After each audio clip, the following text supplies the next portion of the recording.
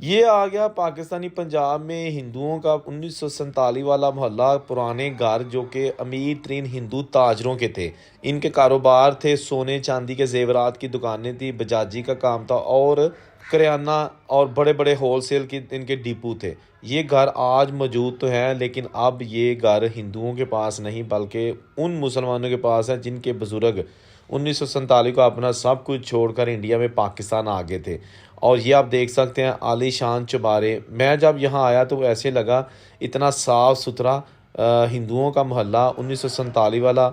और उनके बाहर जनाब आप देख सकते हैं अभी उदासी है, लेकिन अच्छी चीज़ ये है कि जिन लोगों के पास ये घर हैं मेजॉरिटी जो है ना घर अच्छी हालत में है और फैमिलीज़ उनमें रह रही हैं। ये चुबारा देखिएगा, ये भी एक बहुत ही अमीर तरीन हिंदू ख़ानदान की मलकियत था जो कि 1947 के बाद से फिर एक पाकिस्तानी फ़ैमिली के पास। और अभी शायद ये दुकानें जो है ना इनमें भी कोई कारोबार नहीं होता क्योंकि ये भी वक्त के साथ साथ पुरानी हो चुकी हैं। 1947 की यादों वाला बुज़ुर्गों का शहर तलागंग आपको दिखाया है। मज़ीद इस तरह की वीडियोज़ के लिए मीडिया टॉप यूट्यूब चैनल भी आप देख सकते हैं।